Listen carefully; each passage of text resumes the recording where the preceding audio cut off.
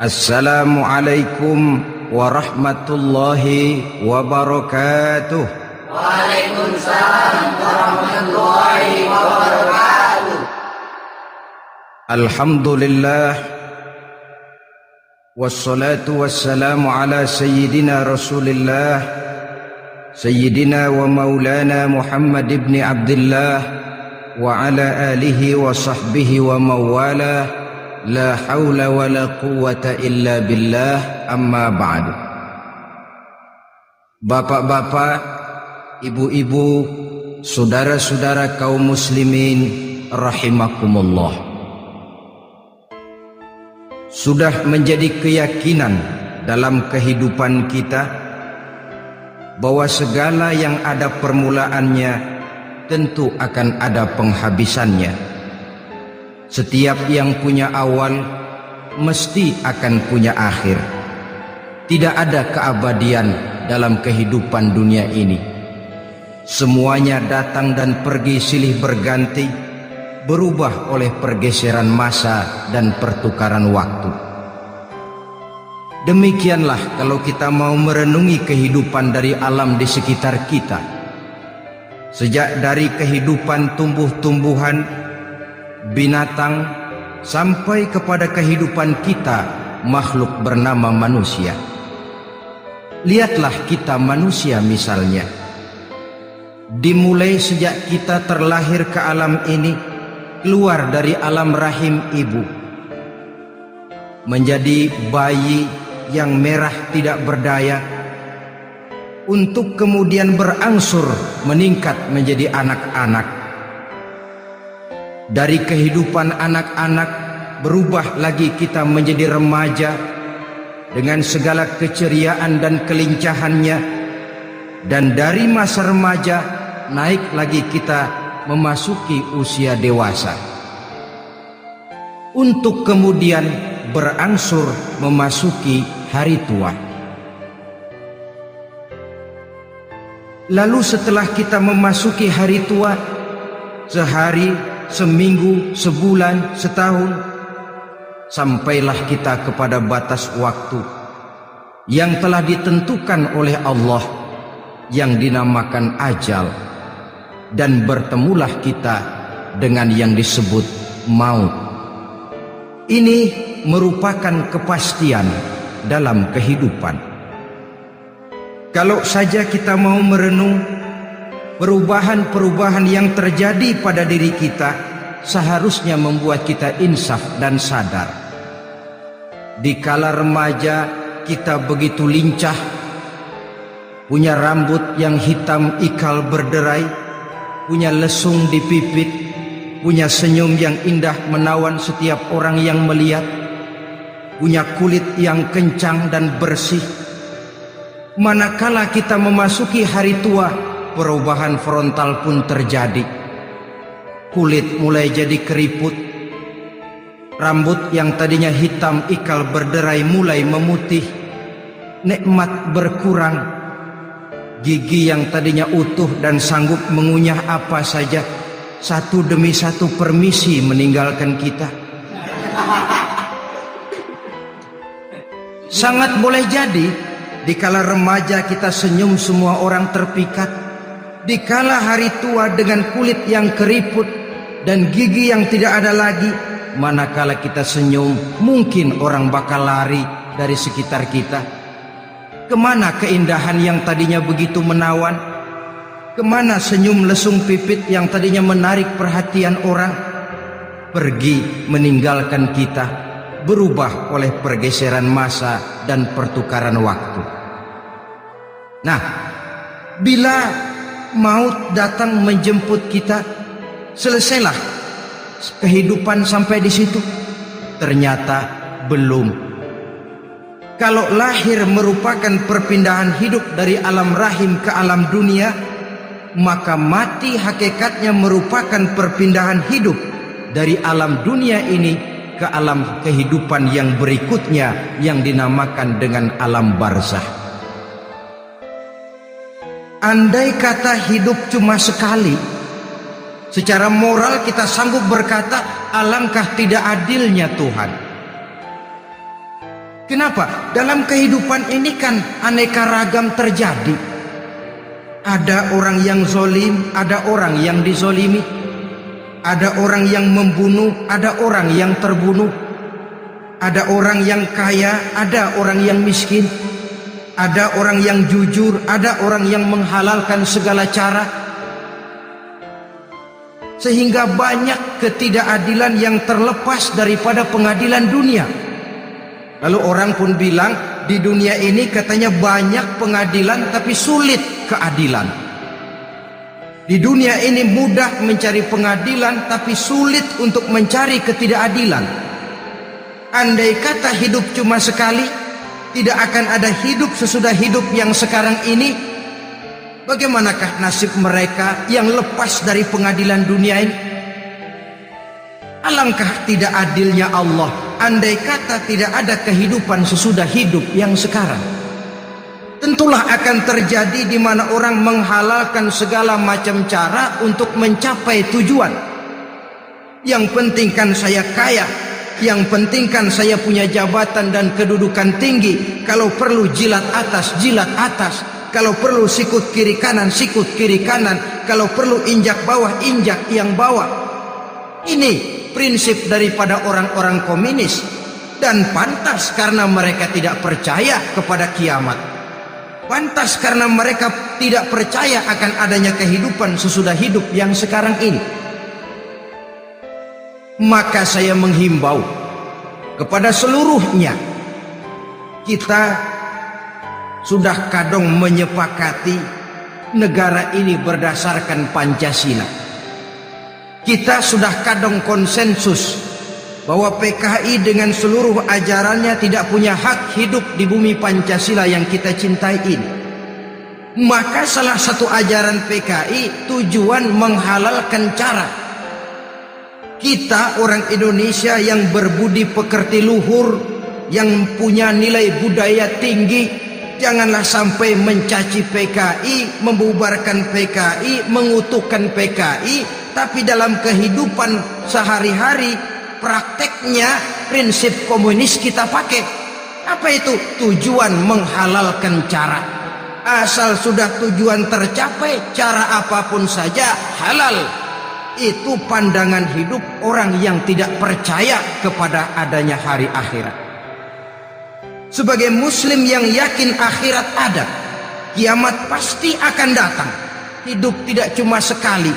Maka kalau kita zalim, kalau kita berbuat aniaya, kalau kita melakukan korupsi, kalau kita merugikan orang lain, boleh jadi kita terlepas daripada pengadilan dunia. Tapi ingatlah, kita tidak akan pernah lepas dari pengadilan Allah, pengadilan Qadhi Rabbul Jalil, di mana kita akan diadili dengan seadil-adilnya, dan tidak satu perbuatan yang bersifat salah, yang bagaimanapun kecilnya, yang akan lepas dari pengadilan di akhirat itu nanti. Pantas saja kalau satu hari malaikat Jibril datang menasehati Rasulullah sallallahu alaihi wasallam, yang artinya juga menasehati kita semua. Apa kata malaikat Jibril kepada baginda Nabi? Ya Muhammad, ish ma syi'ta wa innaka mayyitun. Hai Muhammad, hiduplah semau kamu, tapi jangan lupa kamu pasti akan mati. Kalau memang dilarang tidak terlarang, dicegah tidak tercegah, kamu mau melaksanakan hidup menurut maumu sendiri, persilahkan. Hiduplah menurut mau dan gayamu, tapi jangan lupa, fa innaka mayyitun, satu saat kau pasti bakal mati. Dan mati itu bukan akhir dari segalanya, dia babak baru bagi kehidupan selanjutnya. Silahkan hidup menurut maumu, tapi jangan lupa kau pasti akan mati. Wa'mal ma syi'ta fa innaka majziyun bih. Kerjakan apa saja yang kamu mau. Kalau kau mau menghalalkan segala macam cara, persilahkan halalkan segala macam cara. Tapi jangan lupa kau akan mendapat balasan dari seluruh amal perbuatanmu. Wa ahbib ma syi'ta fa innaka mufariquhu, dan cintailah apa saja yang mau kau cintai. Kau cintai anak istrimu, silahkan. Kau cintai harta bendamu, tafadhal. Kau cintai tanah airmu, kau cintai pangkat dan jabatanmu, persilahkan. Tapi jangan lupa, fa innaka mufariquhu, kau pasti akan berpisah dan akan meninggalkan segala yang kau cintai itu. Apa artinya ini buat kita? Ternyata sesudah maut datang menjemput kita, ada kehidupan sesudah hidup yang sekarang ini. Ini yang mendorong kita untuk dalam kehidupan di dunia ini tidak melakukan prinsip saenake dhewe, semaunya sendiri saja, asal perut kenyang, asal pangkat tinggi, asal harta dapat. Masa bodoh dengan merugikan orang lain, masa bodoh dengan menipu orang lain. Iku jenenge saenake dhewe. Muslim tidak diajarkan. Ingat manusia, setelah kau mati, setelah kiamat datang, kau akan dibangkitkan, kau akan dimintakan pertanggungan jawab tentang kehidupan yang sekarang ini. Saudara hadirin, oleh sebab itu kalau kita bicara soal kiamat, soal akhirat, ini memang masalah yang gaib, yang sepenuhnya tidak bisa dicernakan dengan kemampuan penalaran intelektual. Dasar di dalam membicarakan ini tidak lain adalah iman kita kepada Allah Subhanahu wa ta'ala. Bukan cuma zaman sekarang, dari zamannya Nabi. Orang itu kalau sudah bicara kiamat, bicara akhirat, ada yang ragu-ragu, ada yang menolak sama sekali. Bukan dari zaman sekarang, dari zaman dulu. Pernah kok satu saat Rasulullah itu dakwah, menceritakan, saudara-saudara, akan terjadi kiamat di mana Allah akan membangkitkan manusia dari kuburnya untuk memintakan pertanggungan jawab. Ini dalam dakwahnya Nabi pidato macam itu. Apa reaksi orang?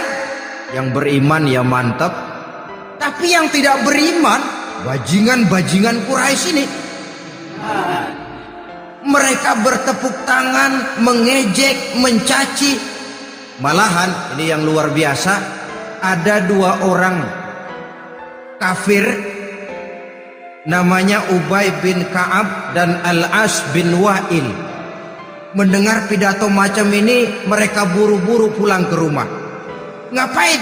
Ngambil pacul. Lalu berangkat nyari kuburan tua. Dia gali itu kuburan, tulang-tulangnya diangkut, dibawa ke depan Nabi. Ya Muhammad, tulang-tulang yang udah hancur begini, siapa yang bisa ngidupin lagi? Yang macam-macam aja kamu Muhammad, nggak rasional, nggak masuk akal. Allah menjawab. Apa kata Allah? وَضَرَبَ لَنَا مَثَلًا وَنَسِيَ خَلْقَهُ قَالَ مَنْ يُحْيِي الْعِظَامَ وَهِيَ رَمِيمٌ قُلْ يُحْيِيهَا الَّذِي أَنْشَأَهَا أَوَّلَ مَرَّةٍ وَهُوَ بِكُلِّ خَلْقٍ عَلِيمٌ. Mereka memberikan perumpamaan kepada kami, kata Allah. Mereka melupakan asal kejadiannya. Mereka bertanya, siapa yang sanggup menghidupkan tulang belulang yang sudah hancur kayak begini? Qul yuhyiha allazi ansha'aha awwala marrah. Katakan kepada mereka Muhammad, yang akan menghidupkannya adalah Dia yang telah menciptakannya pertama kali dulu.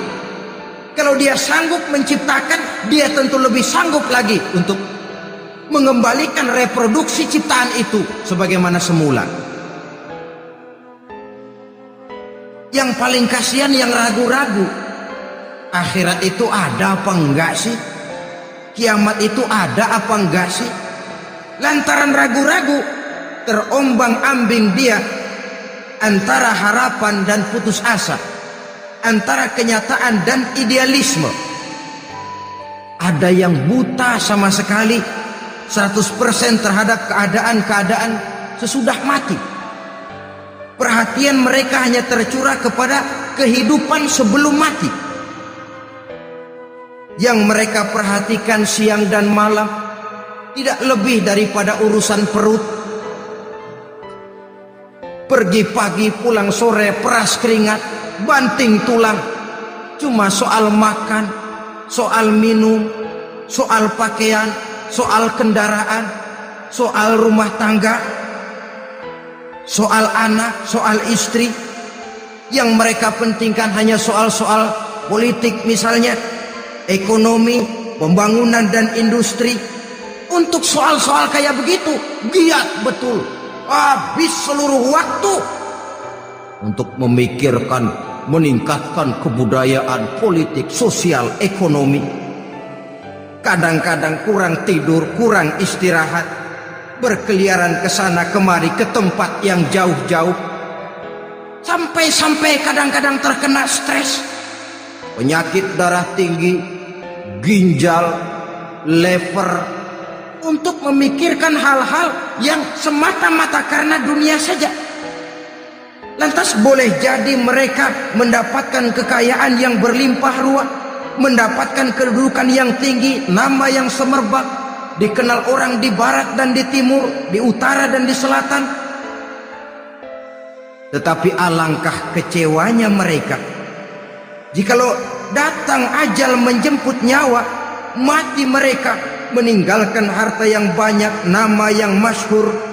Mereka disebut dengan jasa-jasanya. Radio memberitakan, TV menyiarkan, koran-koran memuat. Bahkan nama mereka kadang-kadang dikenang 2-3 tahun setelah wafatnya. Tetapi dalam pada itu, roh mereka merintih, mengeluh, menderita, karena dilemparkan oleh Allah ke tempat-tempat yang kotor. Penyesalan yang sudah tidak akan ada gunanya lagi. Saudara-saudara kaum muslimin rahimakumullah, oleh karena itu kehidupan akhirat bukanlah dongeng dan takhayul, bukan khurafat dan khayalan. Kehidupan akhirat, hari kiamat adalah kebenaran dan kepastian.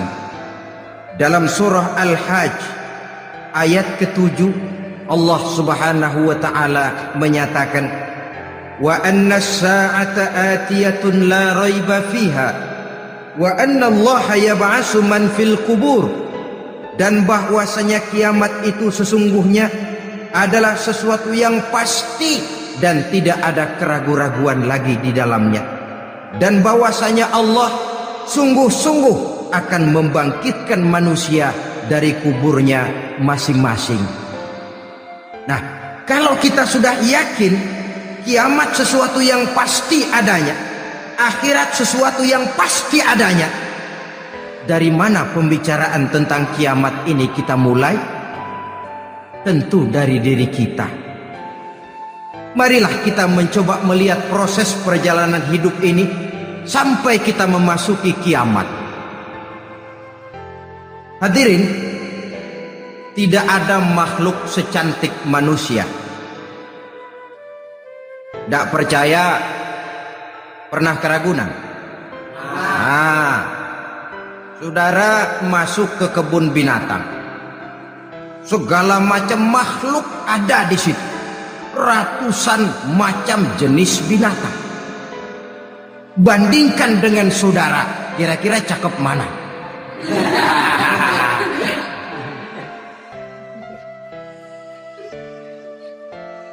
Dari seluruh makhluk yang diciptakan Allah itu, manusia fi ahsani taqwim, dalam bentuk yang paling sempurna, sejak susunan biologis sampai kemampuan berpikir. Biologis kita ya Allah, diciptakan kita begini rupa, diberikan 2 kaki untuk berjalan, 2 tangan untuk bekerja, diberikan 2 mata, dua-duanya di depan. Pernah saudara mikir kalau mata kita yang satu di depan, yang satu di belakang? Rasanya nggak laku kacamata.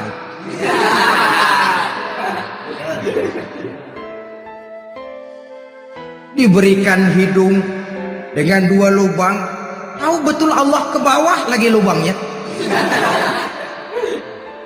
Coba pikir kalau lubang hidung kita menghadap ke atas. Aduh, kalau musim hujan repot jagain hidung. Laqad khalaqnal insana fi ahsani taqwim. Sungguh telah kami ciptakan manusia dalam bentuk kejadian yang paling sempurna ketimbang makhluk-makhluk Allah lainnya. Nah, kesempurnaan manusia ini oleh karena hidupnya terdiri dari 2 unsur pokok. Pertama unsur jasmani dan kedua unsur rohani. Jasad dan roh. Jasad yang terlihat sekarang ini, potongan saudara yang ngejedok di depan saya ini jasad saudara. Ini yang berasal dari sari pati makanan yang dimakan oleh bapak ibu kita. Lalu hasil kerjasama yang baik antara ibu dengan bapak, terwujudlah kita. Kalimat langsungnya jasad ini berasal dari tanah yang tadi berubah dari bayi, remaja, dewasa, meningkat hari tua. Yang berubah itu jasmani kita. Kenapa? Karena jasmani itu materi, benda, daya tahannya terbatas. Dia berubah oleh pergeseran masa dan pertukaran waktu. Apa ada orang makin tua makin cakep? Jasmani oleh karena dia materi, dia berubah oleh pergeseran masa dan pertukaran waktu. Nah, yang menyebabkan jasmani itu bergerak karena ada roh di dalamnya. Ini yang menyebabkan kehidupan. Ini yang menjadi sumber kehidupan, pusat kesadaran dan pengertian dalam kehidupan manusia. Tanpa roh dalam diri kita, maka jasad kita. Pernah lihat orang mati? Nah, itu kalau orang mati, coba perhatikan. Apanya yang kurang? Kupingnya masih ada, tapi sudah tidak sanggup mendengar. Matanya masih lengkap, tapi tidak mampu melihat. Jangankan melihat, terbuka saja tidak. Mulutnya masih ada, tapi sudah tidak bicara lagi. Telinganya cukup, tapi sudah tidak sanggup mendengar. Kakinya lengkap, tapi tidak mampu lagi berjalan. Apa penyebabnya itu? Ternyata jasmani kita, jasad ini manakala sudah ditinggalkan oleh ruh, dia tidak akan bisa berdaya apa-apa. Tidak mampu berjalan, tidak pula berbuat, tidak pula bekerja apapun saja. Saudara-saudara, dua-duanya punya kebutuhan. Jasmani ada kebutuhannya, rohani pun ada kebutuhannya. Jasmani yang jelas perlu makan, perlu minum, perlu tidur, perlu pakaian, dan sebagainya. Nah, apabila saat berpisah datang, ajal sampai, berpisahlah roh dan jasad. Dan itulah yang dinamakan dengan maut. Jadi apa sih mati itu? Mati adalah berpisahnya roh dengan jasad. Sebab itu Islam sangat menganjurkan kita untuk banyak-banyak mengingat mati. Bagaimana caranya mengingat mati? Pertama, mati itu kan pasti. Kira-kira yang hadir di sini ada yang nggak mati nggak kira-kira? Semuanya bakal mati kan? Berani? Sekarang mau? Saudara, sebenarnya kalau kita merenung lebih jauh, orang itu tidak perlu takut mati. Walaupun tidak boleh terlalu berani menghadapi mati. Karena bagaimanapun takutnya kita kepada mati, toh dia pasti datang. Bagaimanapun beraninya kita mati, kalau belum ajal ya tidak mati juga. Jadi muslim itu kan harus berani menghadapi hidup dan tidak takut menghadapi mati. Mati adalah sesuatu yang pasti. Muslim dianjurkan banyak-banyak mengingat mati dalam kehidupan. Caranya bagaimana? Pertama, berziarah nengokin teman yang sakit. Ya? Suka nengokin teman yang sakit enggak? Oh, itu pahalanya kata Nabi. Menengok orang yang sedang sakit lebih afdol daripada sholat sunnah 1000 rakaat. Apa pernah saudara sembahyang sunnah sampai 1000 rakaat? Nengokin orang sakit pahalanya lebih afdol daripada itu. Kenapa menengoki orang sakit mengingatkan kita kepada mati? Iya ya, ini teman saya yang kemarin segar banget, bercanda sama saya, ketawa sama-sama, sekarang terbaring tidak berdaya, hilang kemampuannya, hilang keceriaannya, sakit. Iya kalau sembuh, kalau ajal, iya sekarang giliran dia, kalau jatuh ke saya. Lalu menghibur teman dengan kata-kata yang enak, yang akan mendatangkan sugesti supaya dia cepat sembuh.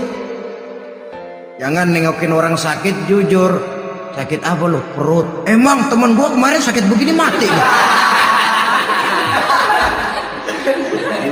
Wah, itu orang bisa jadi shock lantaran etika kita tidak akan sampai ke sana. Menjenguk orang sakit akan mengingatkan kita kepada mati. Apalagi ziarah kubur. Ada yang orang tuanya sudah meninggal? Nah, kalau ada, ya tidak bisa tiap hari, sekurang-kurangnya seminggu sekali. Jumat pagi misalnya, ziarah kita ke kubur. Sehingga kalau kita masuk kubur kan ada etikanya. Assalamualaikum ya ahlal kubur wa inna insyaallahu bikum lahikun. Hai penduduk kubur, keselamatan bagi kamu dan kami yang masih hidup sekarang ini insyaallah pasti bakal nyusul kamu. Iya, yang kemarin gagah bener sekarang terbaring tanpa daya. Ini unggukan kuburannya. Yang kemarin ada sekarang sudah tidak ada. Kemana dia? Kami satu saat pasti akan begini. Ingat mati. Lalu apalagi yang bisa membuat kita ingat kepada mati? Mengawal jenazah. Bukankah sangat dianjurkan oleh agama? Bahkan kalau bisa sejak mengurusnya, memandikannya, mengkafankannya, menyolatkannya untuk kemudian mengantarnya ke kubur. Hari ini saya antar dia ke kubur, besok boleh jadi saya yang diantar orang.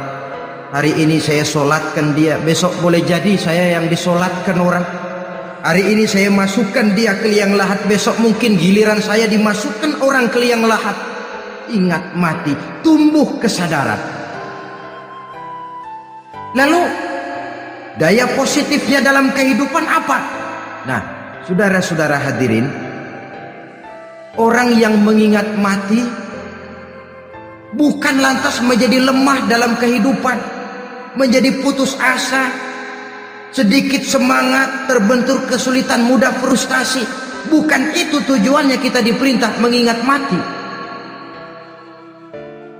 Jelasnya Islam menganjurkan kita untuk mengingat mati guna maksud-maksud yang positif, supaya orang lalu sadar hidup ini cuma sebentar, maka mumpung hidup, nah ini mumpung, tapi mumpung yang baik.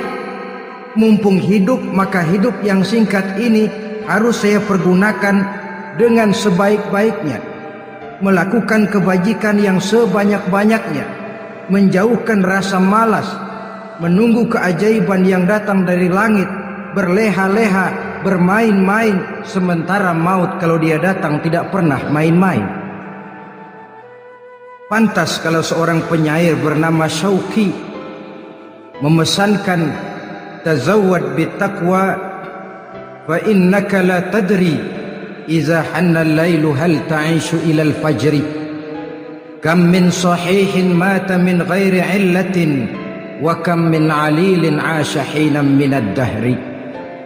Persiapkan dirimu dengan takwa, sebab kamu tidak tahu apabila malam datang kamu masih bisa hidup apa enggak besok pagi.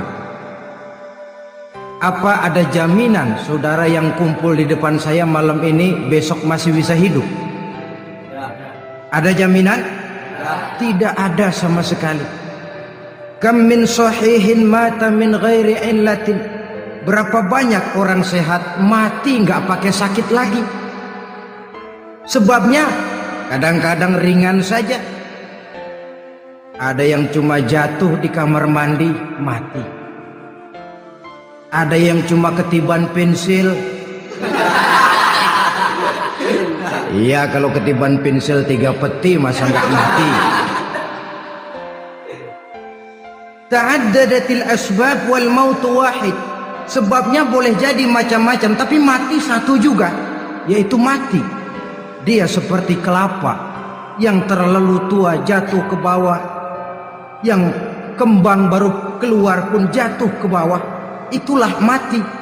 Dia datang menjemput yang bayi, dia datang mengambil yang anak-anak, dia datang juga kepada yang remaja, kepada yang dewasa, kepada yang tua sekalipun.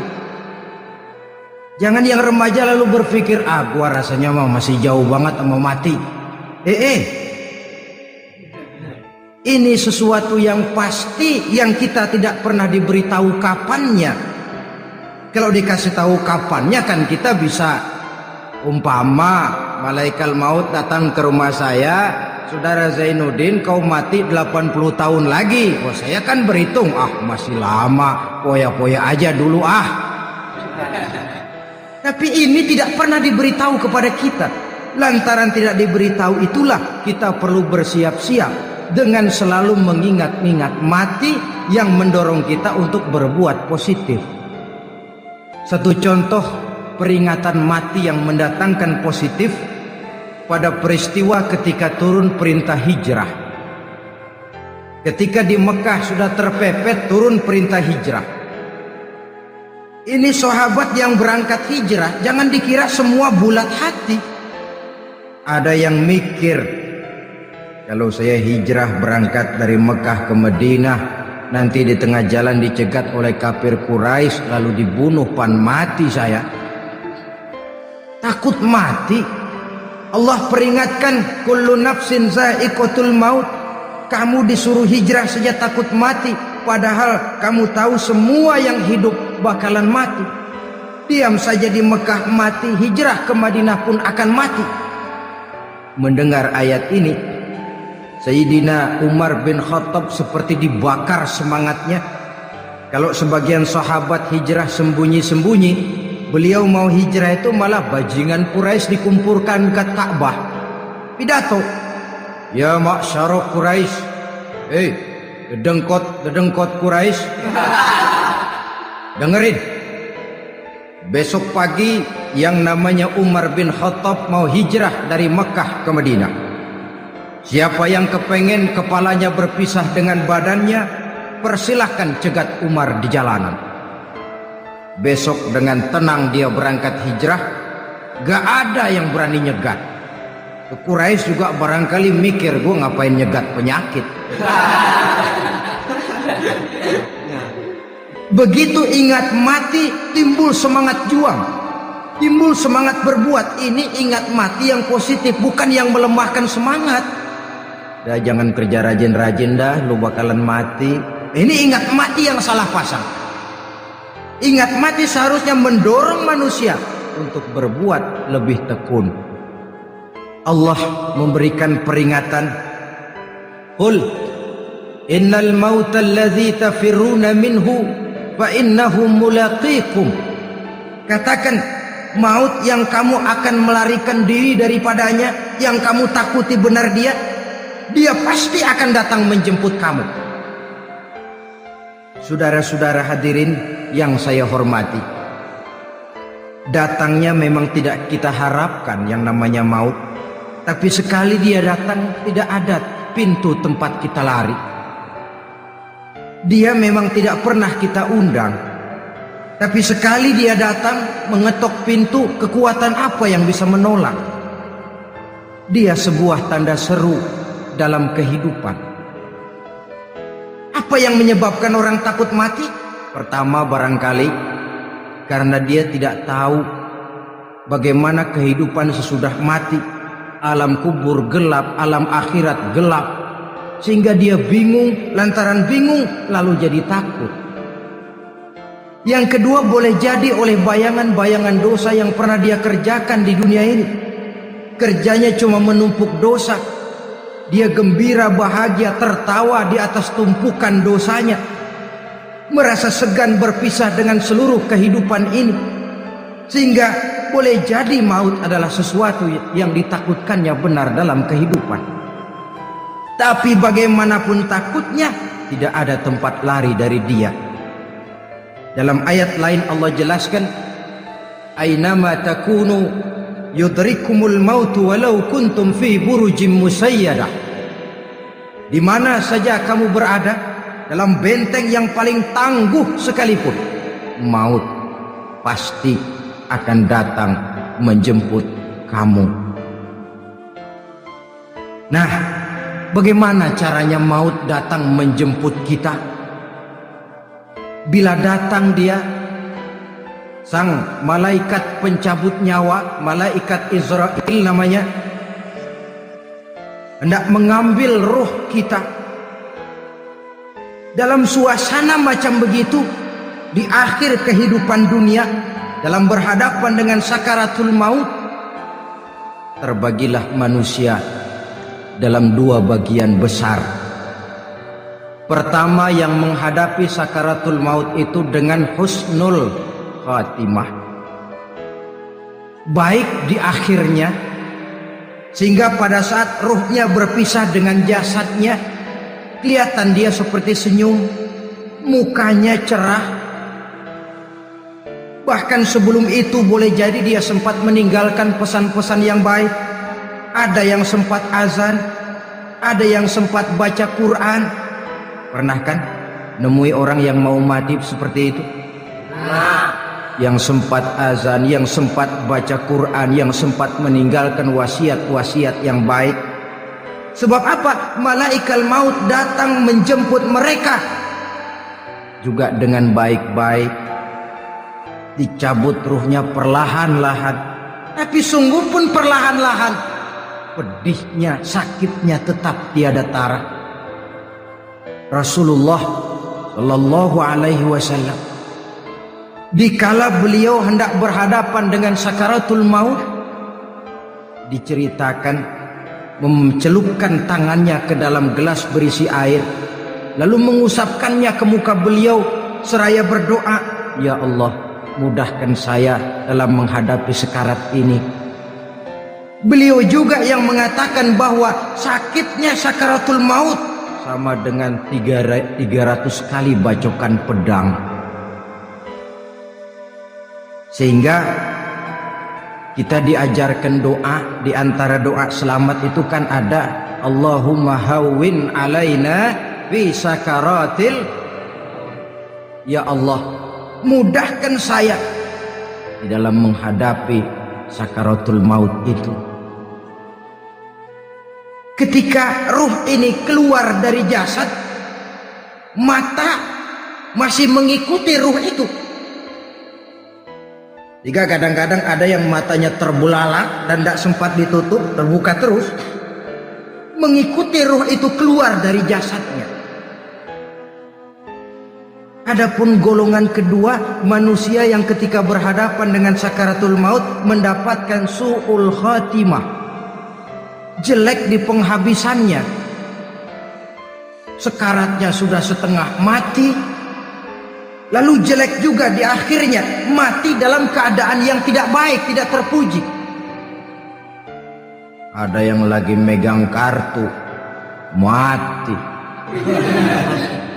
Ada yang lagi di tempat ngadu ayam, mati.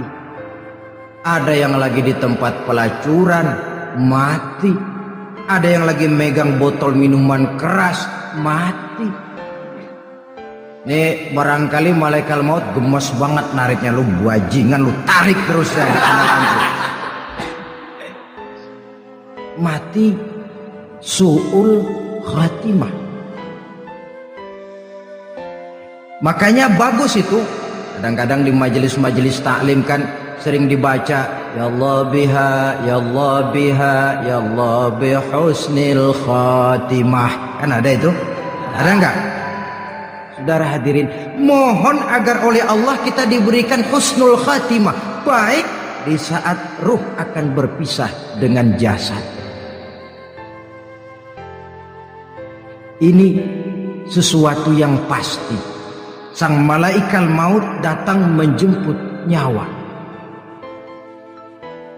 Setelah ruh berpisah dari badan, maka tinggallah sang badan, ditangisi oleh semua yang kita tinggalkan. Sehingga kepada putrinya Fatimah, ketika malaikat maut datang hendak menjemput baginda Nabi, beliau berkata kepada anaknya, Fatimah, kamu tahu siapa yang datang? Saya tidak tahu, Bapak. Yang datang hadimul lazat. Itu dia yang menghancurkan seluruh kesenangan dunia. Wa qati'us syahwat, yang memisahkan kita dengan seluruh yang kita cintai. Dia malaikat maut, Pak. Manakala jasad sudah ditinggalkan oleh ruh, itulah yang dikerubungi orang. Anak menangis, istri menangis, orang tua bersedih, teman-teman merasa kehilangan, menangisi jasad. Diuruslah jasad kita, dimandikan sebagaimana mestinya, dikafankan dengan kain putih 3 lembar, itu yang hendak kita bawa kembali ke tempat asal kita. Pakaian sutra, jas yang mereknya Switzerland wool, kain yang Samarinda, sepatu yang Belly atau Beltoni, jam tangan yang Rolex, kendaraan yang serba mewah, tidak ada yang menyertai kita. Kain putih 3 lembar itu saja lagi. Demi setelah dikafankan, dibujurkan kita menghadap ke arah kiblat, orang banyak pun datang menyolatkan kita dengan 4 takbir, diiringi dengan doa. Lalu upacara pelepasan, berangkat kita meninggalkan anak, istri, suami, kampung halaman, tanah air, bahkan alam dunia ini. Selamat tinggal alam dan seluruh isinya. Tinggallah yang tinggal. Saya akan kembali ke tempat asal dari mana saya datang, untuk kembali mempertanggungjawabkan seluruh perbuatan saya dalam kehidupan ini. Manakala upacara pelepasan selesailah sudah, dimasukkan kita ke keranda jenazah, digotong orang, bismillah wa ala millati rasulillah, dibawa ke tempat peristirahatan terakhir katanya. Padahal dulu kalau mau kita istirahat, ke villa lah kita, ke Bali lah kita, ke Hong Kong lah kita, ke tempat-tempat tamasya yang indah. Oh, rupanya akan sampai juga perjalanan menuju tempat peristirahatan terakhir, yang luasnya tidak akan lebih dari 2 kali 1 meter. Diusung orang kita, diantarkan orang banyak. Manakala sampai ke atas liang lahat, pengusung jenazah dibuka, diturunkan kita ke liang lahat, dibaringkan. Gumpalan tanah akan jadi bantal kita. Muka dibuka, dihadapkan ke arah kiblat. Setelah itu ditutup liang lahat kita dengan kayu. Masih belum kurang, diuruk dengan tanah. Yang menguruk orang-orang yang tadinya mencintai kita, menyayangi kita. Tapi ketika jasad sudah ditinggalkan ruh, habis rupanya cintanya. Coba jasad kalau sudah ditinggalkan ruh, 3 hari aja di rumah serem. Ya mayit, siapa yang betah nemenin mayit?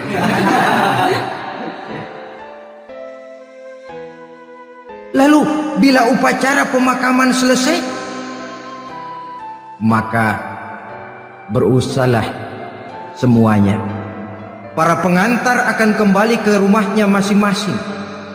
Maka masuk kita ke alam kehidupan, yaitu yang disebut alam barzakh atau alam kubur.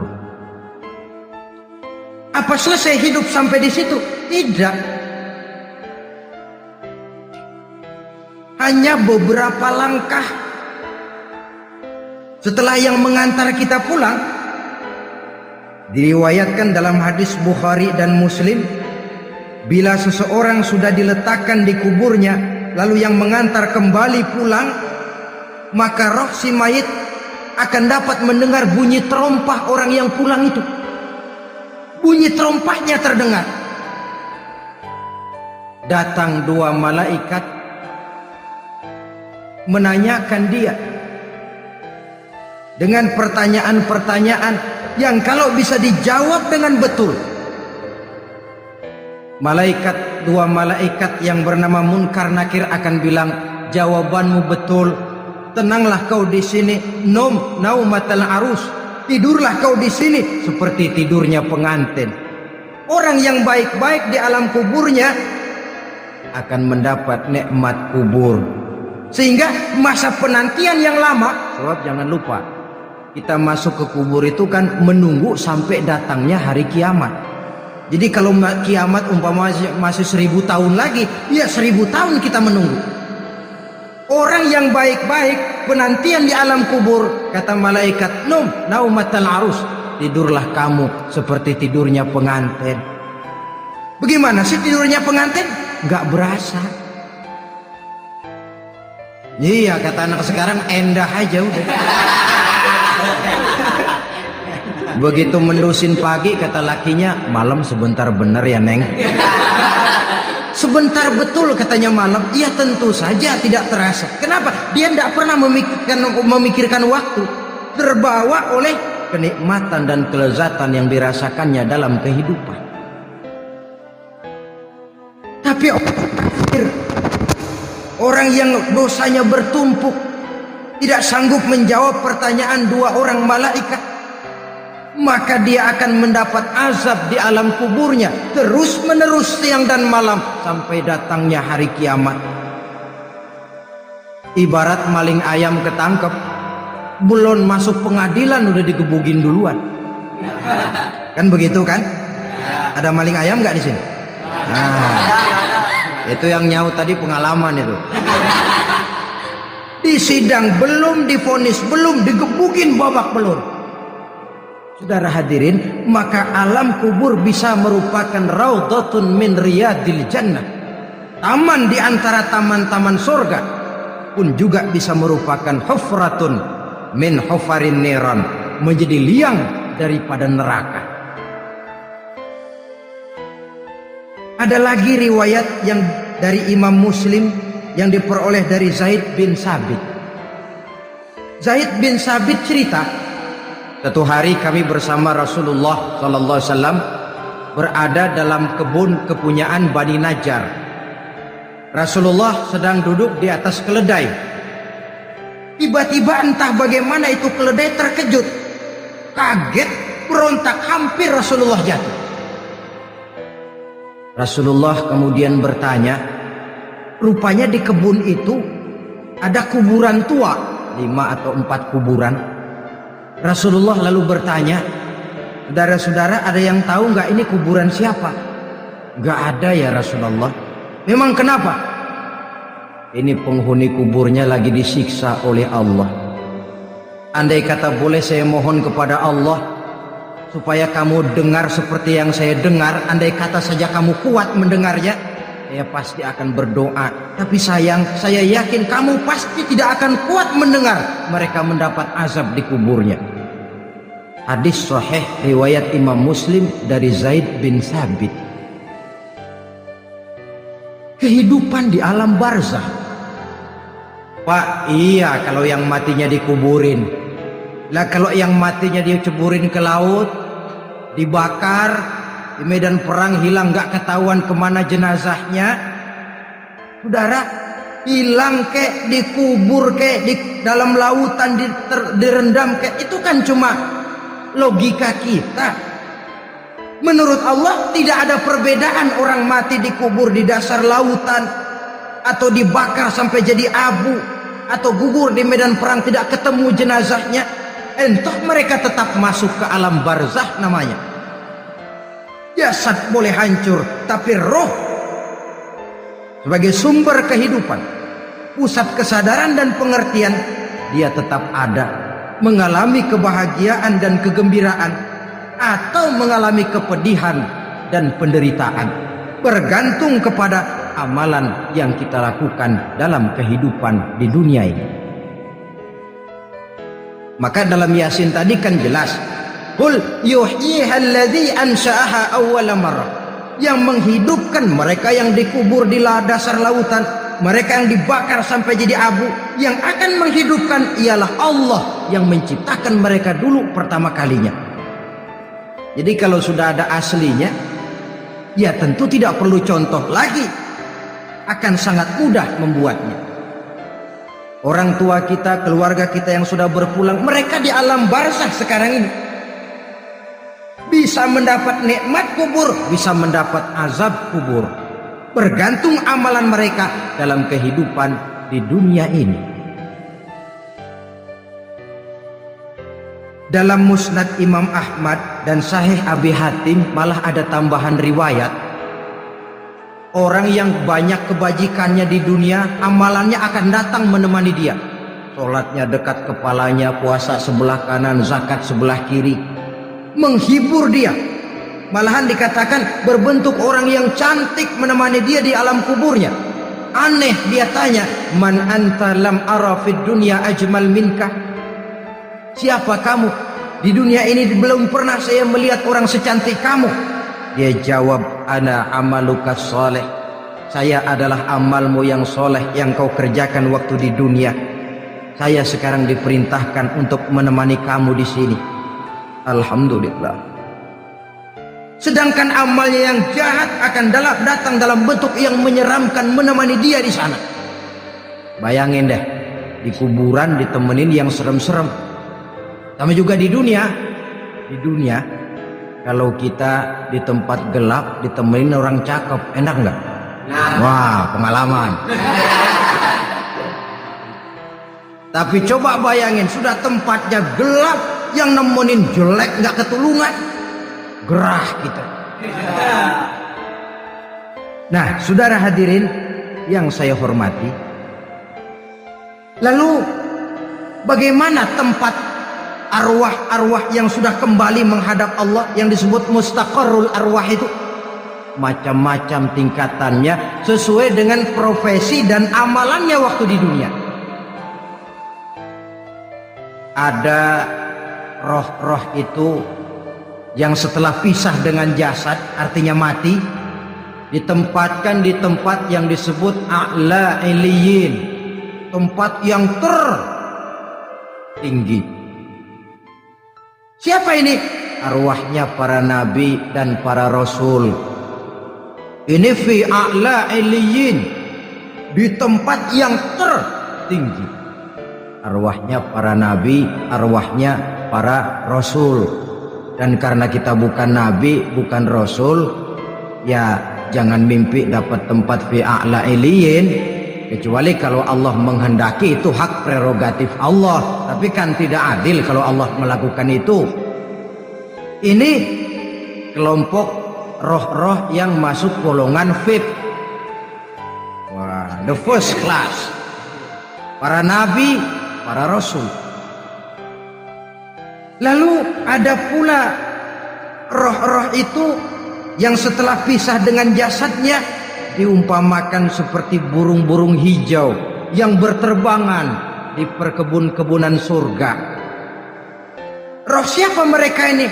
Rohnya para syuhada, orang-orang yang mati syahid gugur membela agama.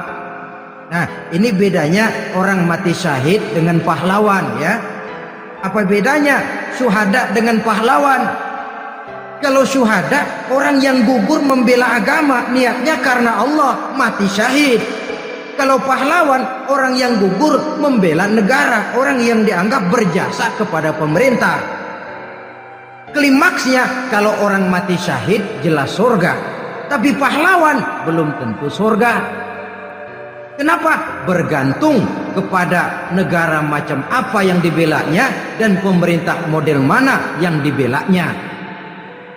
Di negara-negara komunis misalnya, banyak nggak pahlawan?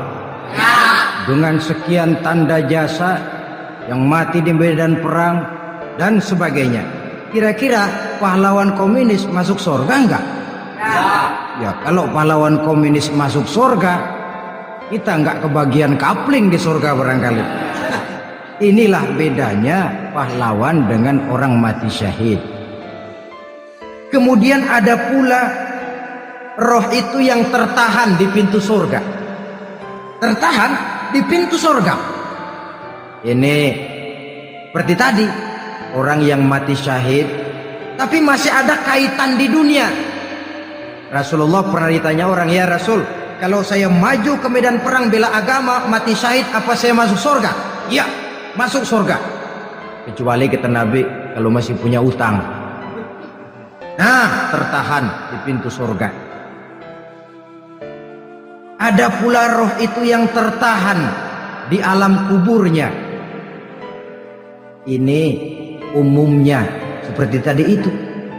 Ada mempunyai dosa, mempunyai kesalahan, sehingga merasakan azab kubur.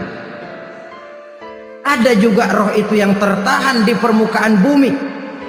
Mereka yang dalam hidup selalu menumpuk dosa-dosa yang besar, meninggal sebelum keburu untuk bertaubat.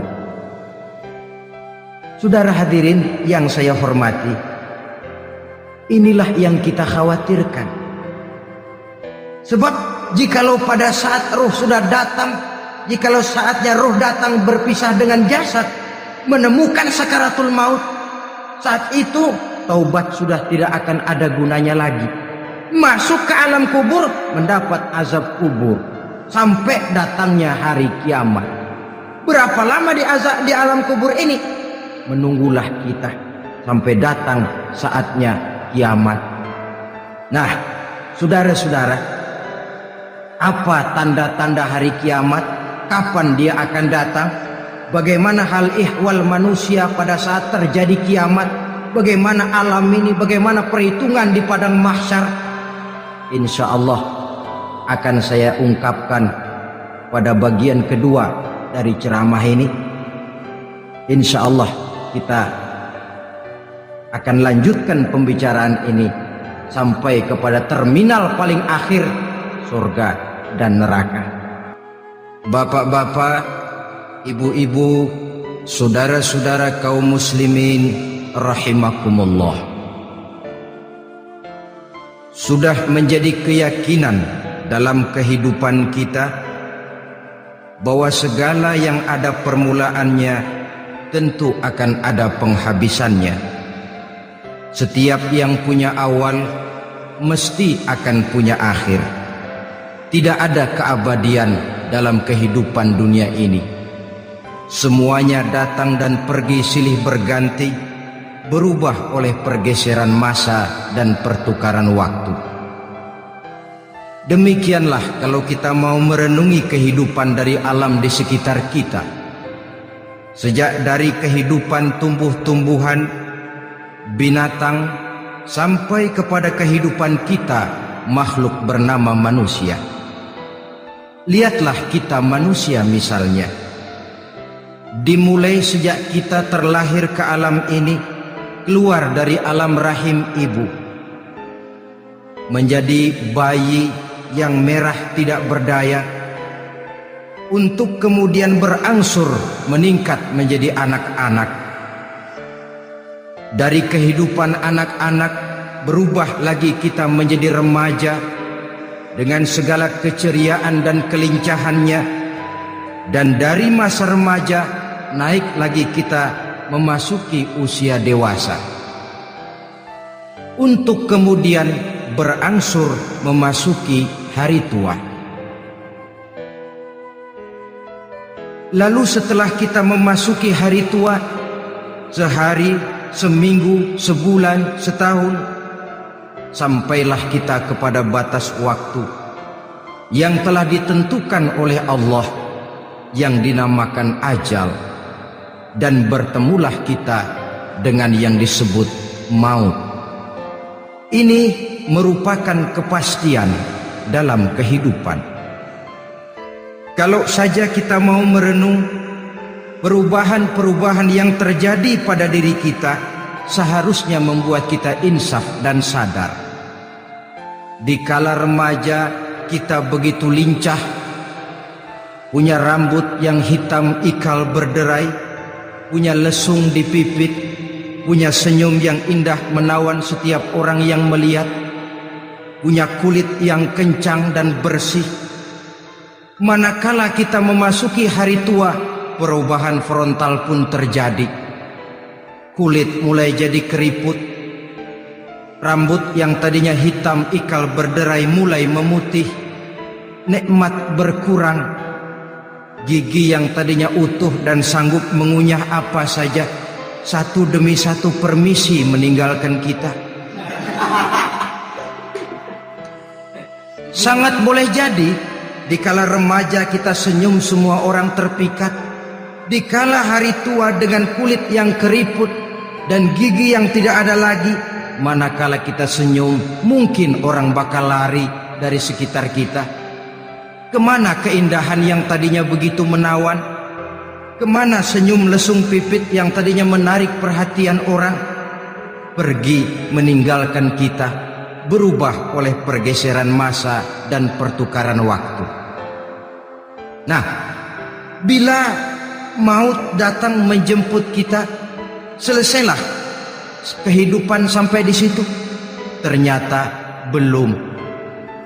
Kalau lahir merupakan perpindahan hidup dari alam rahim ke alam dunia, maka mati hakikatnya merupakan perpindahan hidup dari alam dunia ini ke alam kehidupan yang berikutnya yang dinamakan dengan alam barzah.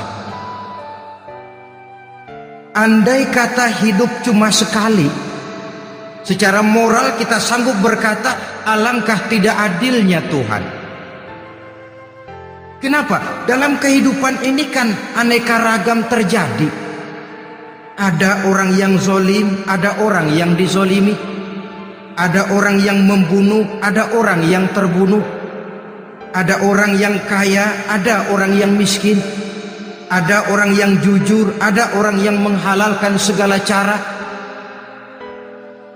Sehingga banyak ketidakadilan yang terlepas daripada pengadilan dunia. Lalu orang pun bilang, di dunia ini katanya banyak pengadilan tapi sulit keadilan. Di dunia ini mudah mencari pengadilan tapi sulit untuk mencari ketidakadilan. Andai kata hidup cuma sekali, tidak akan ada hidup sesudah hidup yang sekarang ini. Bagaimanakah nasib mereka yang lepas dari pengadilan dunia ini? Alangkah tidak adilnya Allah, andai kata tidak ada kehidupan sesudah hidup yang sekarang. Tentulah akan terjadi di mana orang menghalalkan segala macam cara untuk mencapai tujuan. Yang penting kan saya kaya, yang penting kan saya punya jabatan dan kedudukan tinggi. Kalau perlu jilat atas, jilat atas. Kalau perlu sikut kiri kanan, sikut kiri kanan. Kalau perlu injak bawah, injak yang bawah. Ini prinsip daripada orang-orang komunis, dan pantas karena mereka tidak percaya kepada kiamat. Pantas karena mereka tidak percaya akan adanya kehidupan sesudah hidup yang sekarang ini. Maka saya menghimbau kepada seluruhnya, kita sudah kadung menyepakati negara ini berdasarkan Pancasila. Kita sudah kadung konsensus bahwa PKI dengan seluruh ajarannya tidak punya hak hidup di bumi Pancasila yang kita cintai ini. Maka salah satu ajaran PKI tujuan menghalalkan cara. Kita orang Indonesia yang berbudi pekerti luhur, yang punya nilai budaya tinggi, janganlah sampai mencaci PKI, membubarkan PKI, mengutukkan PKI, tapi dalam kehidupan sehari-hari prakteknya prinsip komunis kita pakai. Apa itu? Tujuan menghalalkan cara. Asal sudah tujuan tercapai, cara apapun saja halal. Itu pandangan hidup orang yang tidak percaya kepada adanya hari akhirat. Sebagai muslim yang yakin akhirat ada, kiamat pasti akan datang. Hidup tidak cuma sekali. Maka kalau kita zalim, kalau kita berbuat aniaya, kalau kita melakukan korupsi, kalau kita merugikan orang lain, boleh jadi kita terlepas daripada pengadilan dunia. Tapi ingatlah, kita tidak akan pernah lepas dari pengadilan Allah, pengadilan Qadhi Rabbul Jalil, di mana kita akan diadili dengan seadil-adilnya, dan tidak satu perbuatan yang bersifat salah, yang bagaimanapun kecilnya, yang akan lepas dari pengadilan di akhirat itu nanti. Pantas saja kalau satu hari malaikat Jibril datang menasehati Rasulullah sallallahu alaihi wasallam, yang artinya juga menasehati kita semua. Apa kata malaikat Jibril kepada baginda Nabi? Ya Muhammad, ish ma syi'ta fa innaka mayyitun. Hai Muhammad, hiduplah semau kamu, tapi jangan lupa kamu pasti akan mati. Kalau memang dilarang tidak terlarang, dicegah tidak tercegah, kamu mau melaksanakan hidup menurut maumu sendiri, persilahkan. Hiduplah menurut mau dan gayamu. Tapi jangan lupa, fa innaka mayyitun, satu saat kau pasti bakal mati. Dan mati itu bukan akhir dari segalanya. Dia babak baru bagi kehidupan selanjutnya. Silakan hidup menurut maumu, tapi jangan lupa kau pasti akan mati. Wa'mal ma syi'ta fa innaka majziyun bih. Kerjakan apa saja yang kamu mau. Kalau kau mau menghalalkan segala macam cara, persilahkan halalkan segala macam cara. Tapi jangan lupa kau akan mendapat balasan dari seluruh amal perbuatanmu. Wa ahbib ma syi'ta fa innaka mufariquhu. Dan cintailah apa saja yang mau kau cintai. Kau cintai anak istrimu, silahkan. Kau cintai harta bendamu, tafadhal. Kau cintai tanah airmu, kau cintai pangkat dan jabatanmu, persilahkan. Tapi jangan lupa, fa innaka mufariquhu, kau pasti akan berpisah dan akan meninggalkan segala yang kau cintai itu. Apa artinya ini buat kita? Ternyata sesudah maut datang menjemput kita, ada kehidupan sesudah hidup yang sekarang ini. Ini yang mendorong kita untuk dalam kehidupan di dunia ini tidak melakukan prinsip saenake dhewe, semaunya sendiri saja, asal perut kenyang, asal pangkat tinggi, asal harta dapat. Masa bodoh dengan merugikan orang lain, masa bodoh dengan menipu orang lain. Iku jenenge saenake dhewe. Muslim tidak diajarkan. Ingat manusia, setelah kau mati, setelah kiamat datang, kau akan dibangkitkan, kau akan dimintakan pertanggungan jawab tentang kehidupan yang sekarang ini. Saudara hadirin, oleh sebab itu kalau kita bicara soal kiamat, soal akhirat, ini memang masalah yang gaib, yang sepenuhnya tidak bisa dicernakan dengan kemampuan penalaran intelektual. Dasar di dalam membicarakan ini tidak lain adalah iman kita kepada Allah Subhanahu wa ta'ala. Bukan cuma zaman sekarang, dari zamannya Nabi. Orang itu kalau sudah bicara kiamat, bicara akhirat, ada yang ragu-ragu, ada yang menolak sama sekali. Bukan dari zaman sekarang, dari zaman dulu. Pernah kok satu saat Rasulullah itu dakwah, menceritakan, saudara-saudara, akan terjadi kiamat. di mana Allah akan membangkitkan manusia dari kuburnya untuk memintakan pertanggungjawaban jawab. Ini dalam dakwahnya Nabi pidato macam itu. Apa reaksi orang? Yang beriman ya mantap, tapi yang tidak beriman, bajingan-bajingan Quraisy ini, mereka bertepuk tangan, mengejek, mencaci. Malahan ini yang luar biasa, ada dua orang kafir namanya Ubay bin Ka'ab dan Al-As bin Wa'il. Mendengar pidato macam ini, mereka buru-buru pulang ke rumah. Ngapain? Ngambil pacul. Lalu berangkat nyari kuburan tua. Dia gali itu kuburan.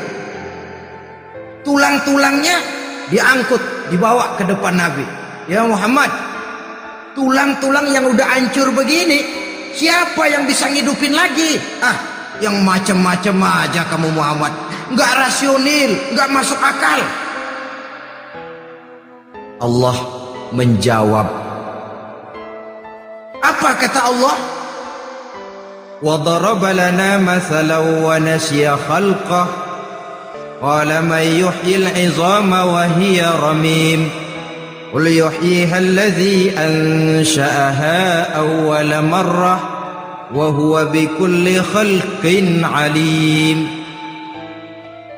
Mereka memberikan perumpamaan kepada kami, kata Allah. Mereka melupakan asal kejadiannya. Mereka bertanya, siapa yang sanggup menghidupkan tulang belulang yang sudah hancur kayak begini? Qul yuhyiha allazi ansha'aha awwala marrah. Katakan kepada mereka Muhammad, yang akan menghidupkannya adalah Dia yang telah menciptakannya pertama kali dulu. Kalau Dia sanggup menciptakan, Dia tentu lebih sanggup lagi untuk mengembalikan reproduksi ciptaan itu sebagaimana semula. Yang paling kasihan yang ragu-ragu. Akhirat itu ada apa enggak sih? Kiamat itu ada apa enggak sih? Lantaran ragu-ragu, terombang-ambing dia antara harapan dan putus asa, antara kenyataan dan idealisme. Ada yang buta sama sekali 100% terhadap keadaan-keadaan sesudah mati. Perhatian mereka hanya tercurah kepada kehidupan sebelum mati. Yang mereka perhatikan siang dan malam tidak lebih daripada urusan perut. Pergi pagi pulang sore, peras keringat, banting tulang. Cuma soal makan, soal minum, soal pakaian, soal kendaraan, soal rumah tangga, soal anak, soal istri. Yang mereka pentingkan hanya soal-soal politik misalnya, ekonomi, pembangunan dan industri. Untuk soal-soal kayak begitu giat betul, habis seluruh waktu untuk memikirkan meningkatkan kebudayaan, politik, sosial, ekonomi. Kadang-kadang kurang tidur, kurang istirahat, berkeliaran ke sana kemari ke tempat yang jauh-jauh, sampai kadang-kadang terkena stres, penyakit darah tinggi, ginjal, lever, untuk memikirkan hal-hal yang semata-mata karena dunia saja. Lantas boleh jadi mereka mendapatkan kekayaan yang berlimpah ruah, mendapatkan kedudukan yang tinggi, nama yang semerbak, dikenal orang di barat dan di timur, di utara dan di selatan. Tetapi alangkah kecewanya mereka jikalau datang ajal menjemput nyawa, mati mereka, meninggalkan harta yang banyak, nama yang masyhur.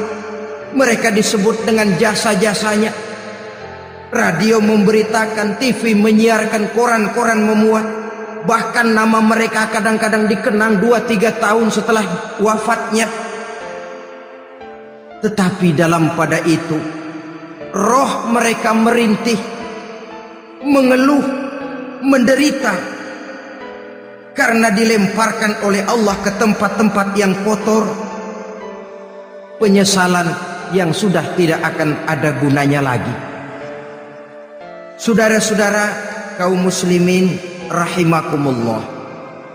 Oleh karena itu, kehidupan akhirat bukanlah dongeng dan takhayul, bukan khurafat dan khayalan. Kehidupan akhirat, hari kiamat adalah kebenaran dan kepastian.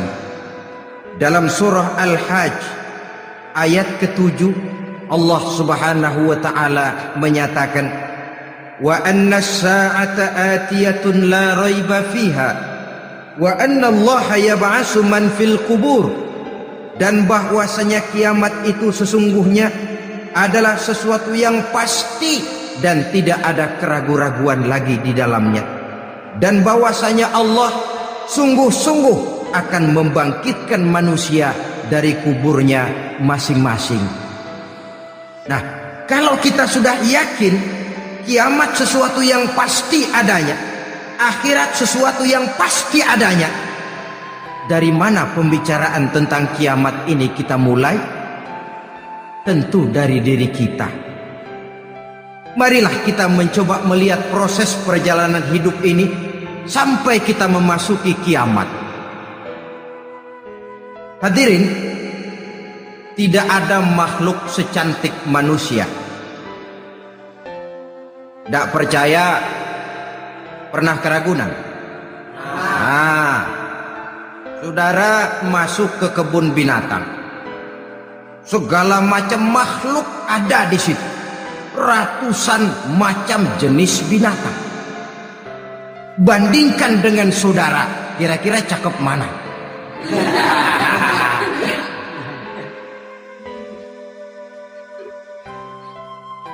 Dari seluruh makhluk yang diciptakan Allah itu, manusia fi ahsani taqwim, dalam bentuk yang paling sempurna, sejak susunan biologis sampai kemampuan berpikir. Biologis kita ya Allah, diciptakan kita begini rupa, diberikan 2 kaki untuk berjalan, 2 tangan untuk bekerja, diberikan 2 mata, dua-duanya di depan. Pernah saudara mikir kalau mata kita yang satu di depan, yang satu di belakang? Rasanya nggak laku kacamata.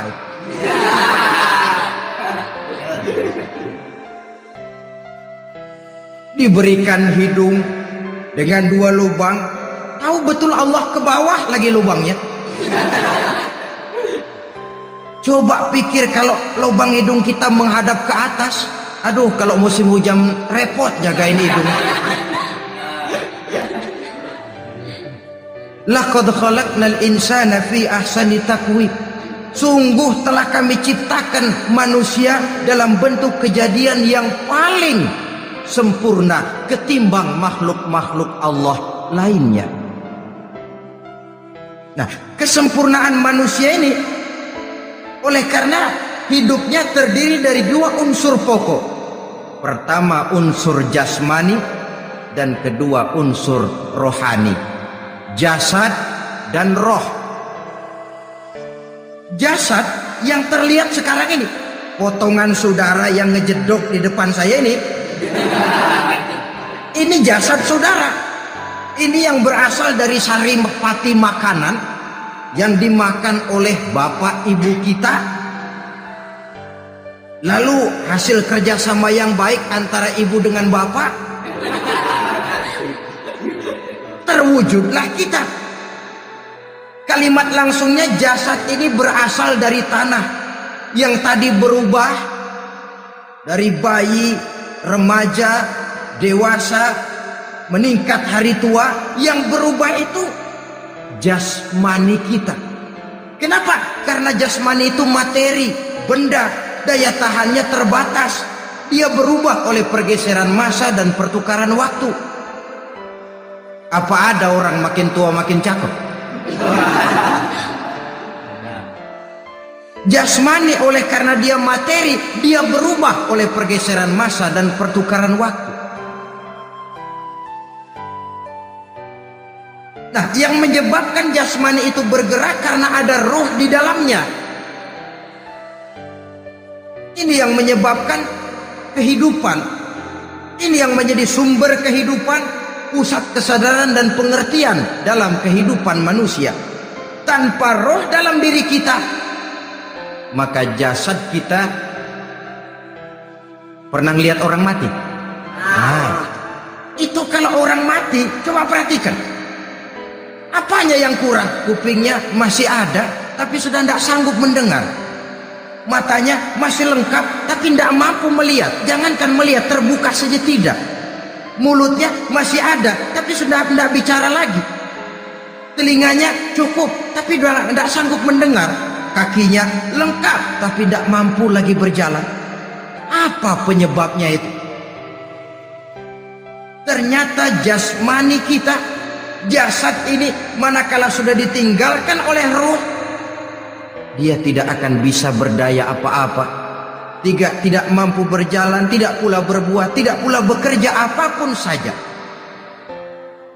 Saudara-saudara, dua-duanya punya kebutuhan. Jasmani ada kebutuhannya, rohani pun ada kebutuhannya. Jasmani yang jelas perlu makan, perlu minum, perlu tidur, perlu pakaian, dan sebagainya. Nah, apabila saat berpisah datang, ajal sampai, berpisahlah roh dan jasad. Dan itulah yang dinamakan dengan maut. Jadi apa sih mati itu? Mati adalah berpisahnya roh dengan jasad. Sebab itu Islam sangat menganjurkan kita untuk banyak-banyak mengingat mati. Bagaimana caranya mengingat mati? Pertama, mati itu kan pasti. Kira-kira yang hadir di sini ada yang nggak mati nggak kira-kira? Semuanya bakal mati kan? Berani? Sekarang mau? Saudara, sebenarnya kalau kita merenung lebih jauh, orang itu tidak perlu takut mati. Walaupun tidak boleh terlalu berani menghadapi mati. Karena bagaimanapun takutnya kita kepada mati, toh dia pasti datang. Bagaimanapun beraninya kita mati, kalau belum ajal, ya tidak mati juga. Jadi muslim itu kan harus berani menghadapi hidup dan tidak takut menghadapi mati. Mati adalah sesuatu yang pasti. Muslim dianjurkan banyak-banyak mengingat mati dalam kehidupan.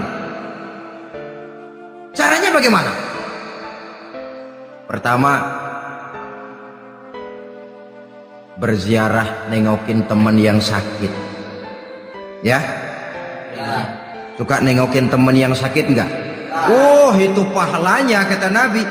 Menengok orang yang sedang sakit lebih afdol daripada sholat sunnah 1000 rakaat. Apa pernah saudara sembahyang sunnah sampai 1000 rakaat? Nengokin orang sakit pahalanya lebih afdol daripada itu. Kenapa menengoki orang sakit mengingatkan kita kepada mati? Iya ya, ini teman saya yang kemarin segar banget, bercanda sama saya, ketawa sama-sama, sekarang terbaring tidak berdaya, hilang kemampuannya, hilang keceriaannya, sakit. Iya kalau sembuh, kalau ajal, iya sekarang giliran dia, kalau jatuh ke saya. Lalu menghibur teman dengan kata-kata yang enak, yang akan mendatangkan sugesti supaya dia cepat sembuh. Jangan nengokin orang sakit jujur. Sakit apa lo? Perut. Emang temen gua kemarin sakit begini mati. Wah, itu orang bisa jadi shock lantaran etika kita tidak akan sampai ke sana. Menjenguk orang sakit akan mengingatkan kita kepada mati. Apalagi ziarah kubur. Ada yang orang tuanya sudah meninggal? Nah, kalau ada, ya tidak bisa tiap hari, sekurang-kurangnya seminggu sekali. Jumat pagi misalnya, ziarah kita ke kubur. Sehingga kalau kita masuk kubur kan ada etikanya. Assalamualaikum ya ahlal kubur wa inna insyaallahu bikum lahiqun. Hai penduduk kubur, keselamatan bagi kamu dan kami yang masih hidup sekarang ini insyaallah pasti bakal nyusul kamu. Iya, yang kemarin gagah benar sekarang terbaring tanpa daya. Ini unggukan kuburannya. Yang kemarin ada sekarang sudah tidak ada. Kemana dia? Kami satu saat pasti akan begini. Ingat mati. Lalu apalagi yang bisa membuat kita ingat kepada mati? Mengawal jenazah. Bukankah sangat dianjurkan oleh agama? Bahkan kalau bisa sejak mengurusnya, memandikannya, mengkafankannya, menyolatkannya untuk kemudian mengantarnya ke kubur. Hari ini saya antar dia ke kubur, besok boleh jadi saya yang diantar orang. Hari ini saya solatkan dia, besok boleh jadi saya yang disolatkan orang. Hari ini saya masukkan dia ke liang lahat, besok mungkin giliran saya dimasukkan orang ke liang lahat. Ingat mati, tumbuh kesadaran. Lalu daya positifnya dalam kehidupan apa? Nah, saudara-saudara hadirin, orang yang mengingat mati bukan lantas menjadi lemah dalam kehidupan, menjadi putus asa, sedikit semangat, terbentur kesulitan, mudah frustasi. Bukan itu tujuannya kita diperintah mengingat mati. Jelasnya Islam menganjurkan kita untuk mengingat mati guna maksud-maksud yang positif, supaya orang lalu sadar hidup ini cuma sebentar. Maka mumpung hidup, nah ini mumpung, tapi mumpung yang baik. Mumpung hidup, maka hidup yang singkat ini harus saya pergunakan dengan sebaik-baiknya, melakukan kebajikan yang sebanyak-banyaknya, menjauhkan rasa malas, menunggu keajaiban yang datang dari langit, berleha-leha, bermain-main, sementara maut kalau dia datang tidak pernah main-main. Pantas kalau seorang penyair bernama Syauqi memesankan, tazawwad bittaqwa fa innaka la tadri iza hanna al-lailu hal ta'ishu ila al-fajri. Kam min sahihin mata min ghairi illatin wa kam min alilin 'asha hinan min ad-dahri. Persiapkan dirimu dengan takwa, sebab kamu tidak tahu apabila malam datang kamu masih bisa hidup apa enggak besok pagi. Apa ada jaminan saudara yang kumpul di depan saya malam ini besok masih bisa hidup? Ada jaminan? Tidak ada sama sekali. Kam min sahihin mata min ghairi illatin. Berapa banyak orang sehat mati nggak pakai sakit lagi. Sebabnya kadang-kadang ringan saja. Ada yang cuma jatuh di kamar mandi mati. Ada yang cuma ketiban pensil. Iya, kalau ketiban pensil 3 peti masa nggak mati. Ta'addadatil asbab wal mautu wahid. Sebabnya boleh jadi macam-macam, tapi mati satu juga, yaitu mati. Dia seperti kelapa yang terlalu tua jatuh ke bawah, yang kembang baru keluar pun jatuh ke bawah. Itulah mati. Dia datang menjemput yang bayi, dia datang mengambil yang anak-anak, dia datang juga kepada yang remaja, kepada yang dewasa, kepada yang tua sekalipun. Jangan yang remaja lalu berpikir, gua rasanya masih jauh banget sama mati. Ini sesuatu yang pasti yang kita tidak pernah diberitahu kapannya. Kalau dikasih tahu kapannya kan kita bisa, umpama malaikat maut datang ke rumah saya, saudara Zainuddin kau mati 80 tahun lagi. Wah, saya kan berhitung, masih lama, poya-poya aja dulu . Tapi ini tidak pernah diberitahu kepada kita. Lantaran tidak diberitahu itulah kita perlu bersiap-siap dengan selalu mengingat-ingat mati yang mendorong kita untuk berbuat positif. Satu contoh peringatan mati yang mendatangkan positif pada peristiwa ketika turun perintah hijrah. Ketika di Mekah sudah terpepet turun perintah hijrah. Ini sahabat yang berangkat hijrah, jangan dikira semua bulat hati. Ada yang mikir, kalau saya hijrah berangkat dari Mekah ke Madinah, nanti di tengah jalan dicegat oleh kafir Quraisy lalu dibunuh, pan mati saya. Takut mati. Allah peringatkan, kullu nafsin za'iqatul maut. Kamu disuruh hijrah saja takut mati, padahal kamu tahu semua yang hidup bakalan mati.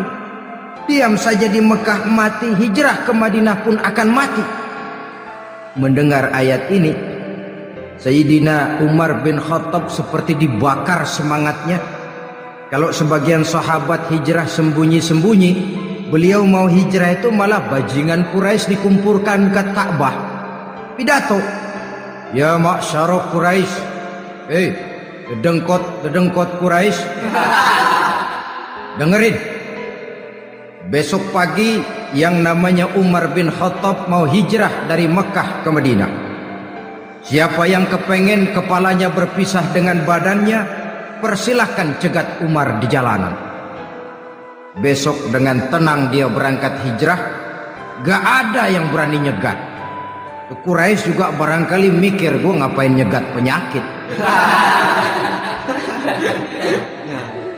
Begitu ingat mati, timbul semangat juang, timbul semangat berbuat. Ini ingat mati yang positif, bukan yang melemahkan semangat. Dah jangan kerja rajin-rajin dah, lu bakalan mati. Ini ingat mati yang salah pasang. Ingat mati seharusnya mendorong manusia untuk berbuat lebih tekun. Allah memberikan peringatan, qul innal mauta allazi tafirruna minhu fa innahu mulaqikum. Katakan, maut yang kamu akan melarikan diri daripadanya, yang kamu takuti benar dia pasti akan datang menjemput kamu.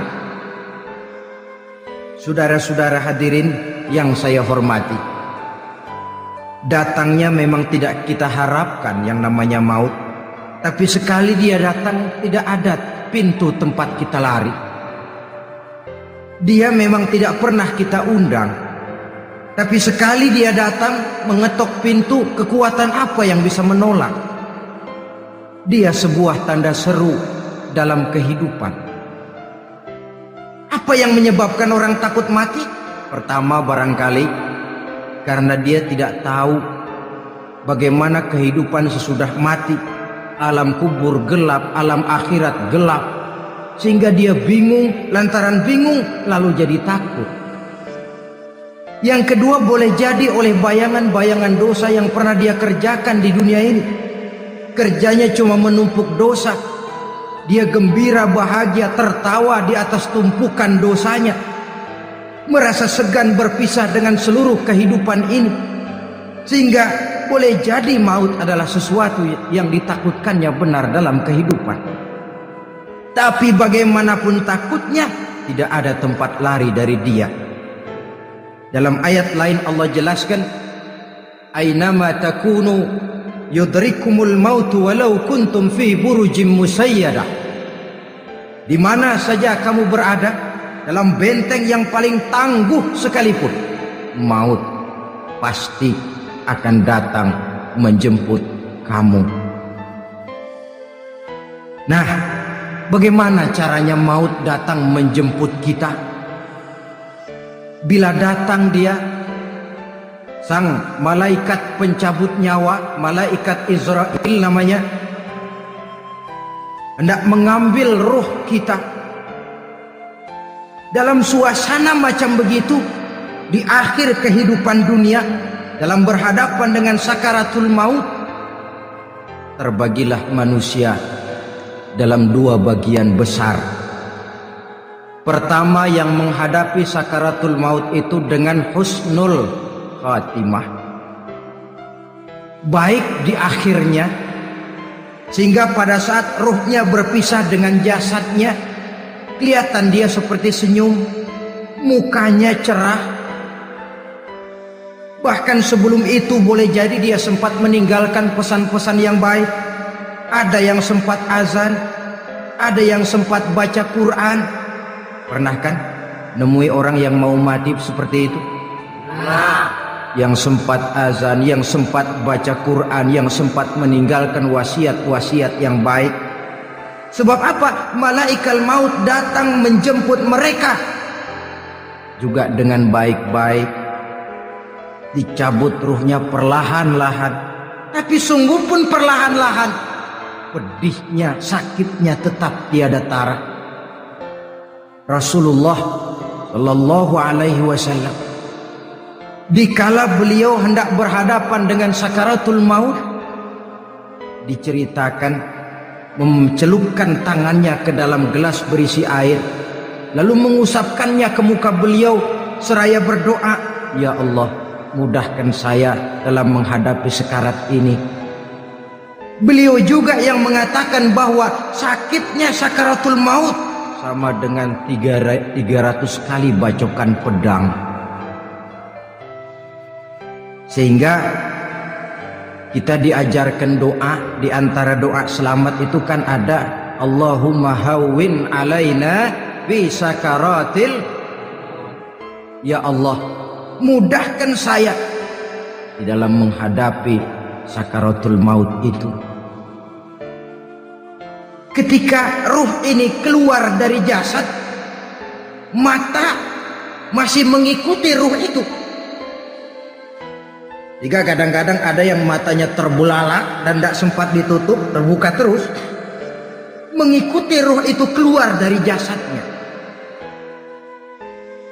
Adapun golongan kedua, manusia yang ketika berhadapan dengan sakaratul maut mendapatkan su'ul khatimah, jelek di penghabisannya. Sekaratnya sudah setengah mati, lalu jelek juga di akhirnya, mati dalam keadaan yang tidak baik, tidak terpuji. Ada yang lagi megang kartu, mati. Ada yang lagi di tempat ngadu ayam, mati. Ada yang lagi di tempat pelacuran, mati. Ada yang lagi megang botol minuman keras, mati. Nih barangkali malaikat maut gemes banget nariknya, lu bajingan, lu tarik terus ya. Mati su'ul khatimah. Makanya bagus itu. Kadang-kadang di majelis-majelis taklim kan sering dibaca, ya Allah biha, ya Allah biha, ya Allah bihusnil khatimah. Kan ada itu? Ada enggak? Saudara hadirin, mohon agar oleh Allah kita diberikan husnul khatimah, baik di saat ruh akan berpisah dengan jasad. Ini sesuatu yang pasti. Sang malaikat maut datang menjemput nyawa. Setelah ruh berpisah dari badan, maka tinggallah sang badan, ditangisi oleh semua yang kita tinggalkan.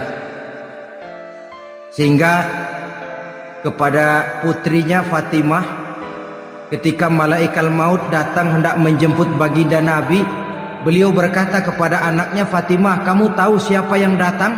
Saya tidak tahu, Bapak. Yang datang hadimul lazat. Itu dia yang menghancurkan seluruh kesenangan dunia. Wa qati'us syahwat, yang memisahkan kita dengan seluruh yang kita cintai. Dia malaikat maut, Pak. Manakala jasad sudah ditinggalkan oleh ruh, itulah yang dikerubungi orang. Anak menangis, istri menangis, orang tua bersedih, teman-teman merasa kehilangan, menangisi jasad. Diuruslah jasad kita, dimandikan sebagaimana mestinya, dikafankan dengan kain putih 3 lembar, itu yang hendak kita bawa kembali ke tempat asal kita. Pakaian sutra jas yang mereknya Switzerland wool, kain yang Samarinda, sepatu yang Belly atau Beltoni, jam tangan yang Rolex, kendaraan yang serba mewah, tidak ada yang menyertai kita. kain putih 3 lembar itu saja lagi. Demi setelah dikafankan, dibujurkan kita menghadap ke arah kiblat, orang banyak pun datang menyolatkan kita dengan 4 takbir, diiringi dengan doa. Lalu upacara pelepasan, berangkat kita meninggalkan anak, istri, suami, kampung halaman, tanah air, bahkan alam dunia ini. Selamat tinggal alam dan seluruh isinya. Tinggallah yang tinggal.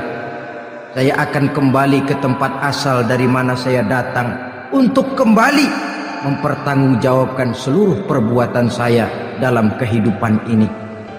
Manakala upacara pelepasan selesailah sudah, dimasukkan kita ke keranda jenazah, digotong orang, bismillah wa ala millati rasulillah, dibawa ke tempat peristirahatan terakhir katanya. Padahal dulu kalau mau kita istirahat, ke villa lah kita, ke Bali lah kita, ke Hong Kong lah kita, ke tempat-tempat tamasya yang indah. Oh, rupanya akan sampai juga perjalanan menuju tempat peristirahatan terakhir yang luasnya tidak akan lebih dari 2 kali 1 meter. Diusung orang kita, diantarkan orang banyak. Manakala sampai ke atas liang lahat, pengusung jenazah dibuka, diturunkan kita ke liang lahat, dibaringkan. Gumpalan tanah akan jadi bantal kita. Muka dibuka, dihadapkan ke arah kiblat. Setelah itu ditutup liang lahat kita dengan kayu. Masih belum kurang, diuruk dengan tanah. Yang menguruk orang-orang yang tadinya mencintai kita, menyayangi kita. Tapi ketika jasad sudah ditinggalkan ruh, habis rupanya cintanya. Coba jasad kalau sudah ditinggalkan ruh, 3 hari aja di rumah, serem. Ya mayit, siapa yang betah nemenin mayit?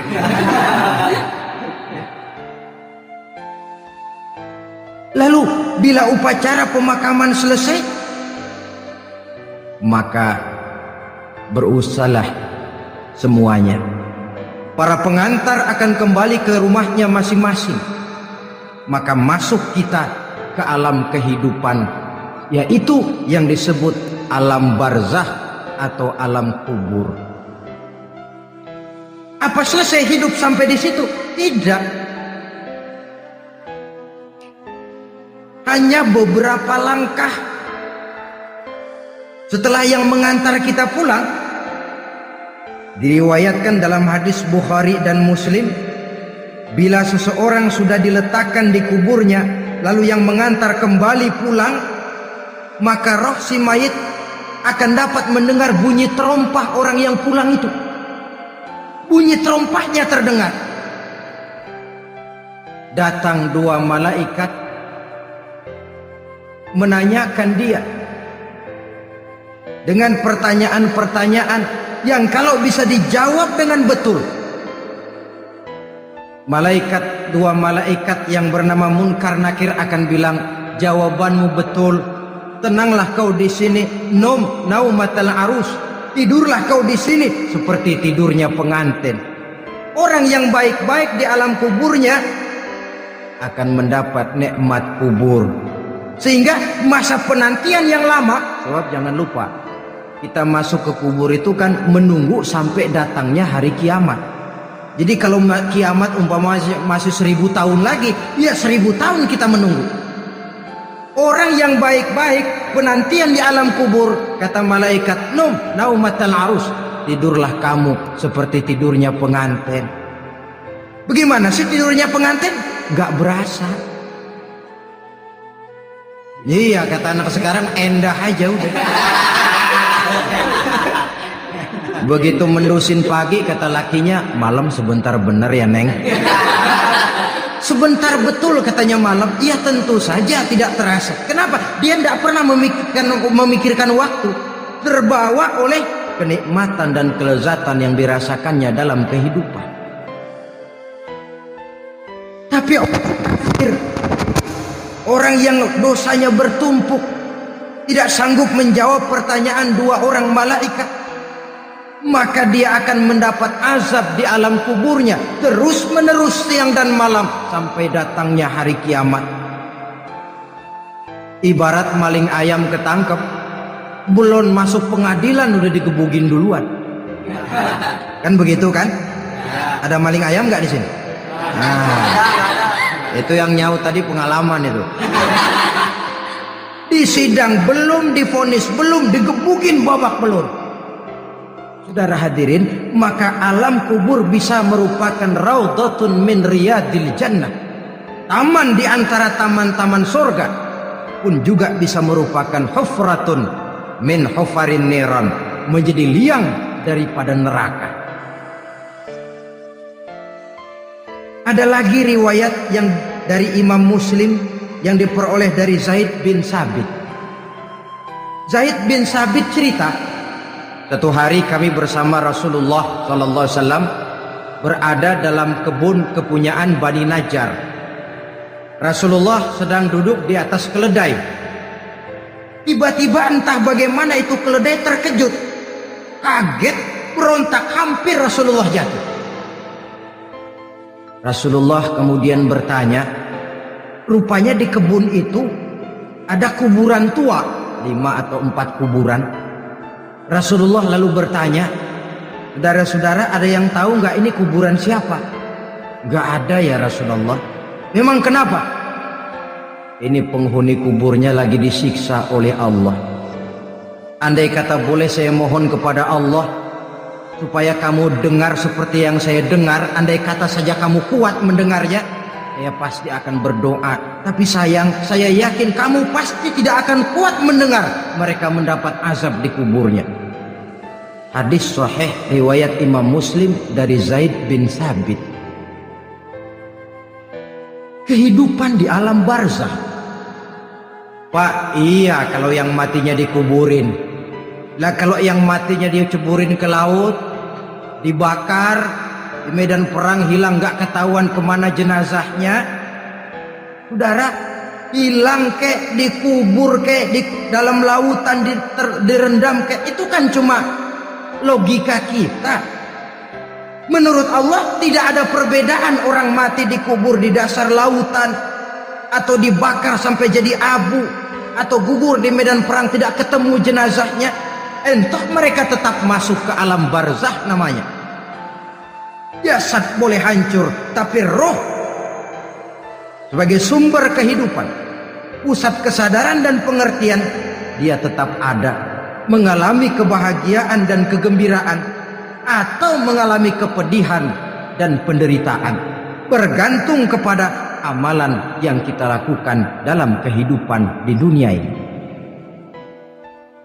Maka dalam Yasin tadi kan jelas, qul yuhyihal ansha'aha awwala marrah, yang menghidupkan mereka yang dikubur di dasar lautan, mereka yang dibakar sampai jadi abu, yang akan menghidupkan ialah Allah yang menciptakan mereka dulu pertama kalinya. Jadi kalau sudah ada aslinya, ya tentu tidak perlu contoh lagi, akan sangat mudah membuatnya. Orang tua kita, keluarga kita yang sudah berpulang, mereka di alam barzakh sekarang ini bisa mendapat nikmat kubur, bisa mendapat azab kubur, bergantung amalan mereka dalam kehidupan di dunia ini. Dalam Musnad Imam Ahmad dan Sahih Abi Hatim malah ada tambahan riwayat, orang yang banyak kebajikannya di dunia, amalannya akan datang menemani dia. Sholatnya dekat kepalanya, puasa sebelah kanan, zakat sebelah kiri, menghibur dia. Malahan dikatakan berbentuk orang yang cantik menemani dia di alam kuburnya. Aneh, dia tanya, man anta lam ara fid dunya ajmal minka. Siapa kamu? Di dunia ini belum pernah saya melihat orang secantik kamu. Dia jawab, ana amaluka soleh. Saya adalah amalmu yang soleh yang kau kerjakan waktu di dunia. Saya sekarang diperintahkan untuk menemani kamu di sini. Alhamdulillah. Sedangkan amalnya yang jahat akan datang dalam bentuk yang menyeramkan menemani dia di sana. Bayangin deh, di kuburan ditemenin yang serem-serem. Sama juga di dunia. Di dunia, kalau kita di tempat gelap ditemenin orang cakep, enak nggak? Wah, pengalaman. Tapi coba bayangin, sudah tempatnya gelap, yang nemenin jelek nggak ketulungan, gerah kita. Nah, saudara hadirin yang saya hormati, lalu bagaimana tempat arwah-arwah yang sudah kembali menghadap Allah yang disebut mustaqarrul arwah itu? Macam-macam tingkatannya sesuai dengan profesi dan amalannya waktu di dunia. Ada roh-roh itu yang setelah pisah dengan jasad, artinya mati, ditempatkan di tempat yang disebut a'la iliyin, tempat yang tertinggi. Siapa ini? Arwahnya para nabi dan para rasul. Ini fi a'la iliyin, di tempat yang tertinggi. Arwahnya para nabi, arwahnya para rasul. Dan karena kita bukan nabi, bukan rasul, ya jangan mimpi dapat tempat fi a'la iliyin, kecuali kalau Allah menghendaki. Itu hak prerogatif Allah, tapi kan tidak adil kalau Allah melakukan itu. Ini kelompok roh-roh yang masuk golongan VIP. Wah, the first class. Para nabi, para rasul.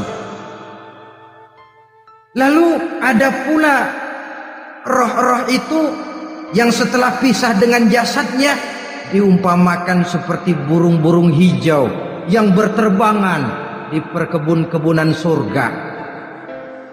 Roh siapa mereka ini? Rohnya para syuhada, orang-orang yang mati syahid gugur membela agama. Nah, ini bedanya orang mati syahid dengan pahlawan, ya. Apa bedanya syuhada dengan pahlawan?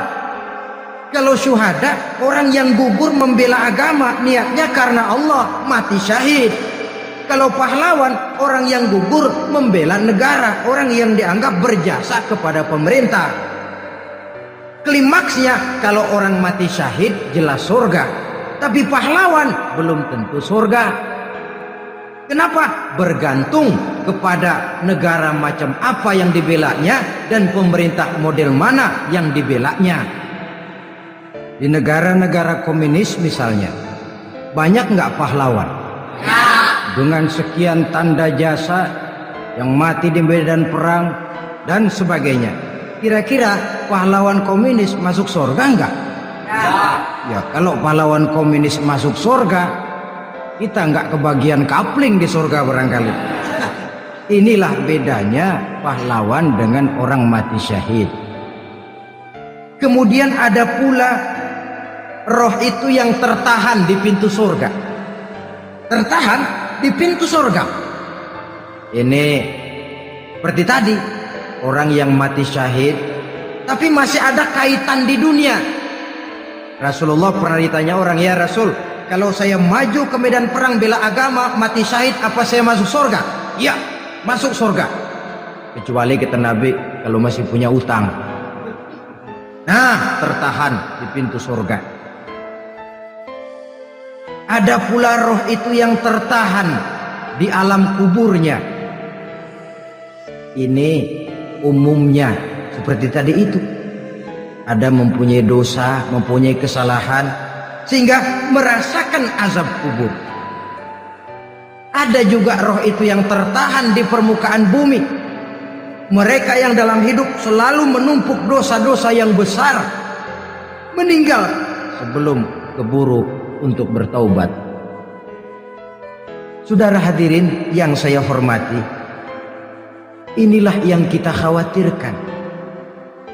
Sebab jikalau pada saat roh sudah datang, jikalau saatnya roh datang berpisah dengan jasad, menemukan sakaratul maut, saat itu taubat sudah tidak akan ada gunanya lagi.